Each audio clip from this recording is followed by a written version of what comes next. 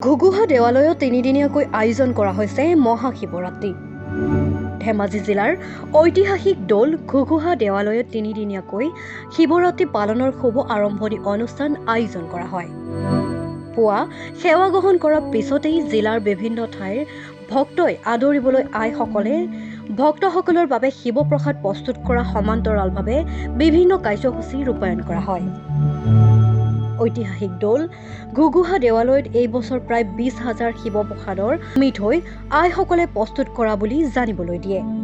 শিৱৰাত্ৰিৰ পবিত্ৰ দিনত ধেমাজি বিধায়ক তথা মন্ত্ৰী ৰণোজ পেগু আৰু সাংসদ প্ৰদান বৰুৱাৰ লগতে মুখ্যমন্ত্ৰীক ঐতিহাসিক ঘুগুহা দৌলটোৰ আন্তঃগাঁথনি বিকাশৰ বাবে গুৰুত্ব দি পৰ্যটন ক্ষেত্ৰ হিচাপে ঘোষণা কৰিবলৈ আহ্বান জনায় ৰাইজে।